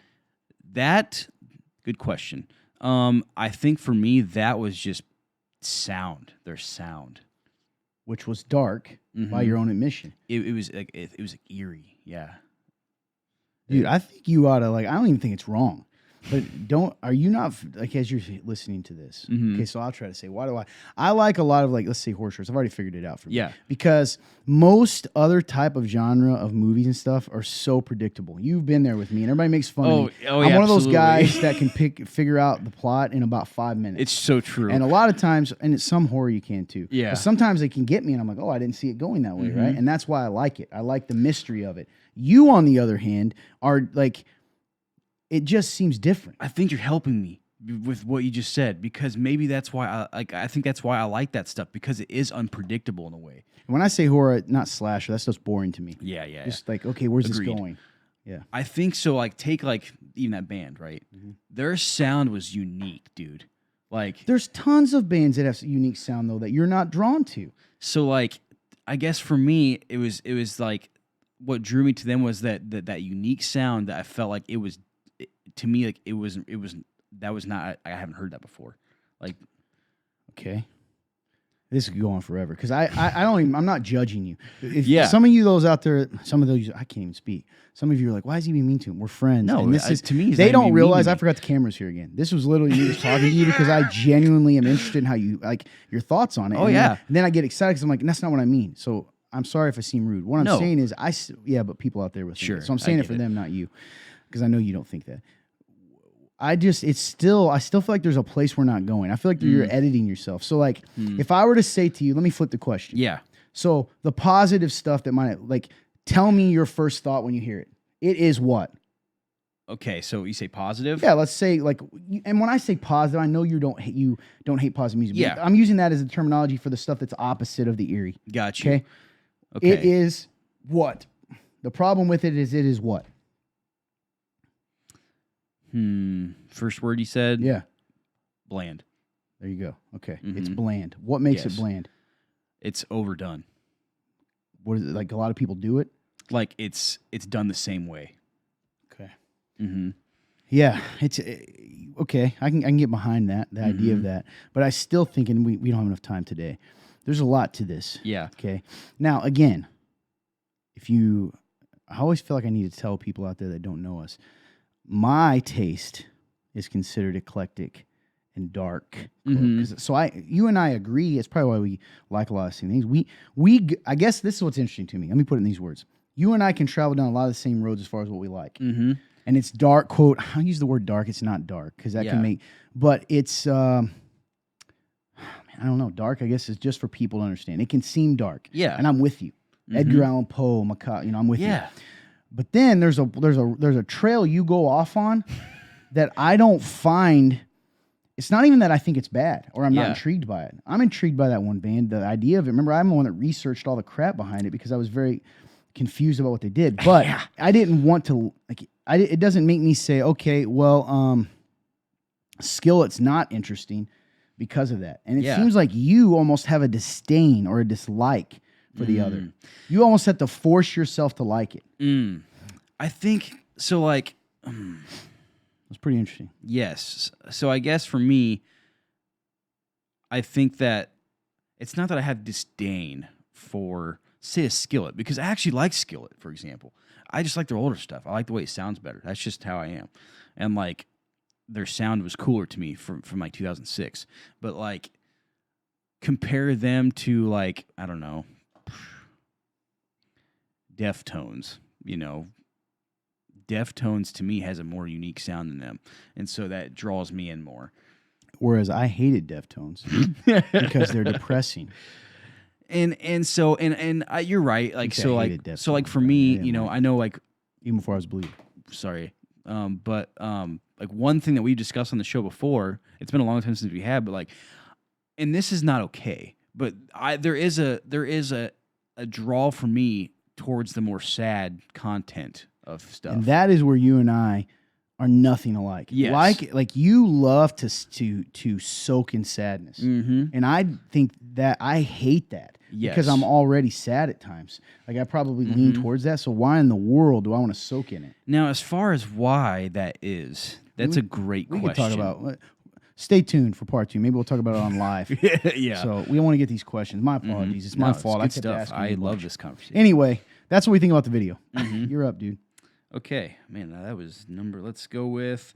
It says, I'm getting caught up for the web series this week, but I'm with you on the Joy Challenge. Also, Todd, did you realize / was it intentional that you chose 7 things to do to kickstart your joy in life? PGB. I don't know. I assume he's referencing because I always joke about the 7 ways to like read the books about 7 effective habits or whatever, you know? Like I joke about that. I don't know if it's a. No, serious I did question. not know. I think it's serious / joking probably. Yeah. You can tell us, production guy. I did not realize it was 7 things. I didn't. Me either.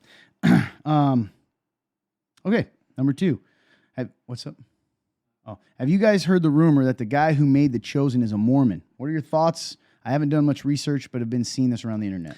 So the only thing, I mean, I did a little research, and I saw that, Dallas Jenkins, he is from what I saw, he's a Christian. He's not a Mormon, but the reason why people have confused it is because some of the sets they've used or like where they filmed that is part of the Latter-day Saints church. Yeah, that's true. Also, Vid Angel or whatever, Angel Vid. That's Yeah, one. the studios. Some of the executives on that board are Mormon. Gotcha. People. But again, here is what he said. He had an interview where he came out and talked about this, and I'll tell you what he said. In the positive, he's not a Mormon. He flat out doesn't claim to be a Mormon. In fact, I'm going to tell you right now. Quote, Jenkins states, quote, I'm a conservative evangelical. I believe in the inerrancy of Scripture. I believe in the supremacy of God's Word. I believe in the Holy Trinity. I believe in God, the Father, the Son of God, the Holy Spirit, and believe that Jesus is the Son of God and all of the core tenets of Scripture. He goes on to say the same thing, and I'll come back to the part that... He also told fans not to substitute The Chosen for reading the Bible or attending their local church for worship That's services. He said... Oh, keep going. He says it again. I am an evangelical. I consider myself a conservative evangelical. I believe in the Bible. It is God's holy word. It is the inerrant word of Scripture. So he's not that rumor needs to be put to bed. Yeah, for sure. He's not. Here is and I think people are sometimes we're lazy. So we'd rather just say he's a Mormon than realize and wrestle with what he is saying here. Here's what he did say. Then he went on to address the rumors. This is the article. By those who accused him of claiming that Mormons or Latter-day Saints are Christians too. And this is his quote. Quote, it would be just as dumb for me to say that all LDS are Christians as it would be to say that all of evangelicals are Christians or that all Catholics are Christians or any other faith tradition, he continued. It would also be dumb of me to say that none of them are. That's also a level of arrogance that I don't possess. When I've talked about my brothers and sisters in Christ, and when I talked about those LDS folks, I probably said LSD, I meant LDS. When I talked about those LDS folks that I know who love the same Jesus I do, I'm referring to some of the friends that I have who identify as LDS, who I've gotten to know very deeply over the last few years in particular. And I've had hundreds of hours of conversations with them, and I stand by the statement that those friends of mine that I'm referring to absolutely love the same Jesus that I do, he said. You may still go, well, that can't be true, and that's your right to think that, Gina said, but it's not fair to say, oh, well, then you are now speaking about everybody. I know plenty of evangelicals who I would say don't know the same Jesus that I know and don't love the same Jesus that I do. Jenkins says the ultimate source of truth is the Bible, and while viewers of The Chosen will glean truths about Jesus from the show, he says their pastors should be the primary figures in helping Christians understand the Bible. So he calls himself a believer. Do I believe that his comment, though the heart of it I understand, is dangerous? So that's my thought. I didn't mean to cut you off. No. But that'll kind of fill you in what he thinks and says. Yeah. And I'll give my thoughts after. But. I would say that. No, he's not Mormon. No, he's definitely not Mormon. Or if he is, he's secret. And I would say that, yeah, I from hearing the quote, I think I understand what he's saying, but I can also see how like people can take it wrong. Yeah, like, I can see that. I don't agree with him. It can't be if they say the same Jesus, then comes to America and says a bunch of things that don't line up with what he originally said. It can't be the same Jesus. That's so. Catholics are different to me, right? In that, in the big scheme of things, and the evangelicals disagree with me here. I believe there's Catholics that know Jesus. They can be confused about their tenets, and it's hard to explain this. And I don't mean I know some Mormon people are some of the best people I've ever met in my life. That's the truth. But I think as a whole, the religion, it's not the same Jesus. Yes. So yes. I think that's where, but I also think it's very cruel and silly and dumb. I should have said dumb, but I already did. For you to say he's a Mormon because he has these thoughts. He can be an evangelical Christian who has this view wrong, and I do agree that view's wrong.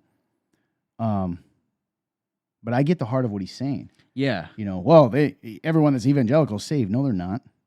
And I think the heart of what he was saying was that, but I think using the LDS specifically is an issue because it's doctrinally, it's not equivalent. It's different, 100%. Because of that. So, yeah, that's what I think.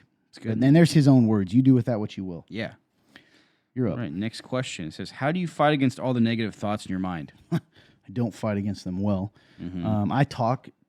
I'm most healthy when I'm able to share. I do pray, okay? I just did that. I pray. I read the Bible. It's part of the Joy Challenge. Those do help me. It's crazy how much the Bible helps you. Like, it is supernatural, man. You read it, and you can't be getting anything. It seems like you're not getting anything out of it, and before you know, by the end of the week, your whole outlook's changed. God is so good. Psalm 1 says, he who meditates on the law of the Lord is like a tree planted between two streams of water. Like, that's a healthy tree, right? Yes. So there's that. But the other thing I like to do is I process with, my loved ones, friends and family, and help them to speak into the lies that I speak, which just happened earlier, because we need that sometimes. So that's what I do. That's good. The only thing I had for that was like, how do you fight against all the negative thoughts in your mind? One thing that came to mind is ask yourself, how much do you actually hate those negative thoughts? Like, do you hate them? Because like, if you don't hate them, you're probably going to rest in them more than you're going to try to fight them. It's good. That was it. That was the only thing that came to my mind for that. What you said was really good. So, I'll do this one to you. So they gave us another link. This still happened to come up today. It's been 4 years now. I'm hoping you guys have time to watch this today, and I know you record the podcast today. As you watch this, what are your thoughts and reflections? Is Real Talk what you thought it would be in the beginning? What's better, and what are the things you hope to improve on? Thank you so much for your faithfulness to this. I can't tell you how much the podcast and lives have encouraged me. The live podcast. Okay. Gotcha, yeah. How much the podcast and Real Talk Lives have encouraged me over the years, especially during COVID. You were my main connection with people, and I'm not sure I would have gotten through it without you. Thank you for letting us into your lives. P.S. Death Note episode is still my favorite. It's one of mine, too. It is one of my favorite right up there moments. with Funtern Clint's milk moment. The Hot Clint Chronicles. That one might be my favorite. But anyway, So they sent us the first Real Talk web series episode. Yep, Episode pilot. 1 that came out January 31st, 2019. Yeah, literally today. So, AJ, looking Yes. back on it, we did watch it. Mm-hmm. What are your thoughts? What questions? Man, it's interesting. 4 years have went by, and let's see, what are your thoughts and reflections? Man, my first thought was like, dude, that's a different guy. As a lot of I've it's been a weird couple of years for me. Not, and I mean that not even in the best way. Like, it's been a really big challenge for me the past couple of years with, like growing in my faith more and also just like trying to like become a better man. It's been hard. And one thing that I noticed about that guy then than now is I feel like he was a lot lighter. He was a lot like just him, if that makes sense. He was just AJ, and he was very like, I'm not saying I'm not excited to do the show, but he was excited, and I could tell that, and he didn't really care about what he was saying as far as like what people would think. He's just speaking, and I can tell by the way I would like the words I would use and like how I would interact with you. Like, I can just tell that I was just like, you know what? I'm just having a conversation. There wasn't a camera making me think too much, So it's like, that's one thing I've noticed immediately. And as far as reflections, man, like it's been, first off, I can't believe it's been 4 years. It's just insane. But I would say another reflection would be that I kind of mentioned this earlier in the show that I'd bring it up now, but like, I think my confidence was a little higher then than it is now, just because like, I made the joke earlier. It's like, I didn't even do my hair today. I just let it sit down. And like, in that one, like, funny enough, we actually had a question about how we do our hair in that first episode. And like, I went all in. I went all in depth on it. Like, I was like, oh yeah, I do this, or if I use a comb here and do this and that. And I was like, dude, like, what the heck? Like, that guy was just like, getting it. Like, like, let's look good. And like, I'm not saying I'm not like that now, but like, I guess I cared. It feels like I cared more then. So like, I don't know. Probably not the kind of reflection you guys were expecting, but that's just the truth. Is it what you thought it would be in the beginning? I think that the foundation has stayed. Like, we've created a platform for people to ask questions and we answer them. But as far as what it's turning into, like, and I would have never expected to be where we're at. Like, having the equipment, having the studio, having, a live show of it, and like, it has a set, and like, we have a crew, and like, we have our own little subscription service we're trying to do. Like, would have never thought that. What's better about it now, if anything? I think Must that be the things you just said. So, I would say like what's better about it is like our production values went up a ton. Our audio quality is awesome now. Like, we're getting a lot better at it. I think that I'm not as nervous anymore as I used to be, which is cool because like, this is just part of what I do now, man. Like, like this is part of the life, like, like this is what I do. So, even though my confidence isn't as high now than it used to be, I still like, it's different now. Like, there's a more like, I guess there's more of a comfort in a way. okay. So What's the second question? And what things do you hope to improve on? man, I guess for me, like, And this is show, not just you, but go ahead. yes, I would It say, could be partly. I would like to like have it be more of a presentation, if that makes sense. Like, I want the podcast and live to be more of like it is a show and it's a podcast, but I want to like present more to you guys. So like, for you, those of you who are watching, I want to bring it more to life. So like, have like fun little like segments and like that kind of thing, and like bring, have the graphics for it, and like just kind of bring it together in that way. Just bring it like, it's more of a production, because like that stuff's just fun, and like it's fun to make, and it's also fun to like to have people watch. So It's good, man. yep. What about you, man? I kind of the same reflection as you. I was definitely lighter in life back then, listening to it. We laughed more. But it's crazy. I think we did a better job of, we answered the questions and we were just talking. I think it was closer to what we really used to talk like outside of the camera. But maybe, that's part of it. I think Definitely our production value is so much better. The audio particularly. So you guys Yeah, do a good dude. job editing it, but also just those real ones who've invested and helped us with mics and stuff. So that's good. Oh, absolutely. Visually, it looks so much better because we were just doing it on a phone then. Yep, it was a phone. Is it what I thought it would be in the beginning? I think that one of the things that disappoints me, and I brought this up to you guys off camera, and it's not an insult, is like it stopped being a show, and maybe we've lost an audience. I don't know. But it stopped being a show where people ask sometimes, I think, the real questions about their faith. Because we still have all those questions, and we talk about that. We don't get we used to get, I guess the show in some ways, even though it was silly, the silliness came naturally, and now it's almost like that's how we're viewed, is like we're just these silly guys who were supposed to entertain. And when I look at like some of the stuff, man, when I go back, archive of questions, like look at all these. Yeah. So how about like, how do we accurately determine the differences between cultural laws and commands that are meant to dictate the behavior of the followers? What's the most common reason that people reject Christianity? What's the Bible say about homosexuality? What is something you can do to try to stop road rage? Is salvation from hell and Christianity's appeal? If it is, isn't it just a religion of fear? What does it mean to be the remnant? Theoretically, a new unmarried couple live together without having premarital relations. Is it wrong? How has your personal life differed before and after your relationship with Christ? How do I know I'm answering God's call for me? Why doesn't God speak up when I need him most? Why am I so afraid of prayer? What is the benefit of a small or really big church? And in your opinion, what is too big? How do I share the gospel with my spouse? I mean, are you hearing these questions, man? And now, like the questions we got today are pretty good. Yeah. And none of them are bad. It's just interesting the way that the questions have changed. They stop have being changed. more. You're right.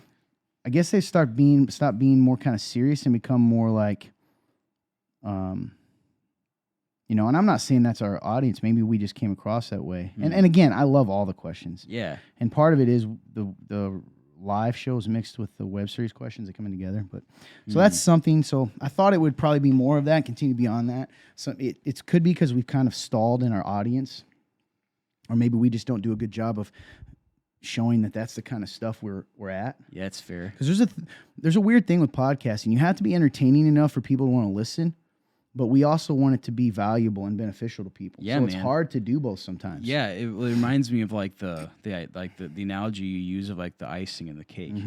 Yeah. Yeah. So that's what's better. Everything he said is better. I think we are much more calm. Like we're more professional than we know now. So in a way, but it's weird. It's like as we become more professional, did that take some of the allure away? Maybe. But it is better overall for the most part. Yeah, it's just we know what we're doing. That's true. So, what do I hope to improve on? I want us to be. I don't know, man. I want us to fill the need that God wants us, and maybe that we are right now. But I want us to really be doing something tangibly to benefit people's lives and their faith, and and that's why we've asked questions. I don't know if people. I don't know what's going on. But I do know that when they shadow banned us, which is a real thing, it happened. It's a fact, and it's come out now. That really affected us a lot. It did fix us a lot. And I feel like we haven't almost haven't recovered from that in some ways. Yeah, I agree. And you guys don't have to believe that. Look it up. Don't use Google. Use DuckDuckGo, and it's real news that social media shadow banned people for talking about certain things. And early on, we talked about the Seavid Church and what it did. We talked about the mandate. We just shared a lot of things from a Christian perspective, and people didn't want us talking about that. So that's the truth. So anyway, I want us to be kind of from our personal lives, like be more joyful again and show that to people, because I don't know if we do. That's really Which is part of the why I would change some of our scheduling around, so that I wouldn't be, like I said earlier, I wouldn't be coming from. You wouldn't be getting the second half of the day me when I'm on the second 8 hours, which happens a lot. Right? So anyway, good. It's been I'll tell you what, overall though, I'm so blessed and thankful to be a part of it. And especially, man. Thank you for the encouragement. We don't hear it as often as you think. So it's nice to hear that that people aren't just watching it, that are friends with us, although you may be one of those people, but you also appreciate what we're trying to do. Absolutely. Thank you so much. All right, man. You got another one there? Oh, yep. Number 3 there. What is blasphemy? Blasphemy is essentially saying something about God, his character, his beliefs, that is making light of or opposite of who he is. So, You know, in the Old Testament, a lot of times people would say, "Ha, my gods are stronger than yours. What could your God possibly do?" That's blasphemy, right? You're literally calling God out and saying you are not all powerful. Those kinds of things. Yeah. And there's something called the blasphemy of the Holy Spirit that's also mentioned, and that's when you reject the call of the Holy Spirit in your life. And that's the only unforgivable sin. So that voice, that moment that says to you, turn away, follow me. And I believe every believer that hears the gospel hears it for a second. The answer that you give to the Holy Spirit in that moment, the response you give is going to determine your eternity. And I think that's what that means too. And it's called blasphemy because you're essentially, God's calling you and you're spitting in his face and turning away from him. Does that make sense? You're ignoring it. So hopefully that answers your question. If it doesn't, let me know. That's right. Elaborate. I think that's all we got, man. We got a lot of articles. We'll get to those someday. Dude, we just end up talking, man. Yeah. Like you said, we've got been a long cameras show. there and it's good You stuff. got anything to say? Thank you guys so much for watching the show today. Hope you guys enjoyed if you're listening or watching, hope you guys enjoyed it. If you are watching and or listening, I guess it doesn't matter. Why don't you guys share this? Share this whether it's a podcast, share it whether it's from the YouTubes or the Facebooks or the Rumbles or wherever else you watch it from. And other than that, I just love you guys so much. Cool. Sorry for the slurp there. Funtern, you got anything? He says no. Hey, I'll use Funtern's thing. Give us his spiel. I'm not as good as Tony, but I'll give it to you. Tony. Give us a review, please, on Spotify, Apple Music, anything.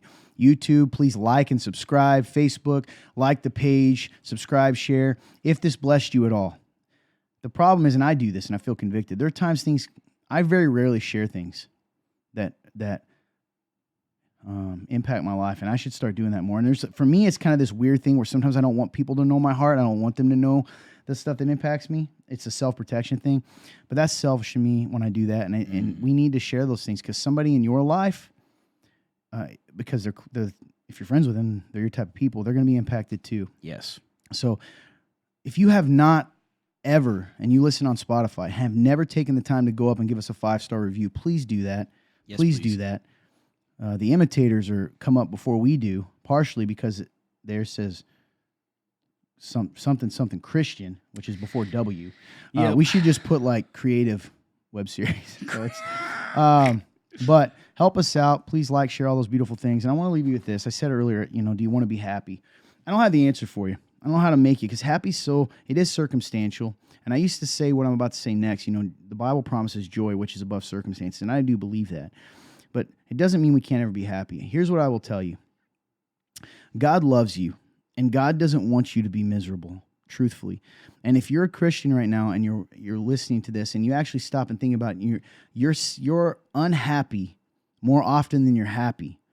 And you think that's part of following Jesus, right? Well, this is just carrying my cross. Something's been twisted to you. Something's been lied to you. God, you really sit and think about it, and we know about Jesus. Do you really believe he'd sit there and I want my child to be unhappy? So what's going on? Don't believe the lies. Don't let the culture, even the church culture, make you feel like you have to live in fear or doubt or shame, or that it's holier to hate yourself than it is to love yourself, or it's holier to, grieve all the time over what you're not than it is to celebrate what you are. God loves you right where you're at. And I'm saying this to myself too. And that means something. And somewhere, I think we spend a lot of our time worrying, and we talked about this earlier. I want you to think about a kid. If you have a kid, if you see babies, and how they don't worry. If you could be like that, would you choose to? I'm talking about the worry side and the laughter and the way that they are naturally, right? When it's healthy. I don't know. That's the way the Father sees us. And I think that's the secret. The secret is to let go and live in freedom and know you're good. You already won. Amen, dude. And that trials are going to come and you're going to walk through them the best you can, but you don't have to impress anyone anymore. You don't have to, quote, be enough. So anyway, love you guys. Hope you have a great day, and God bless you.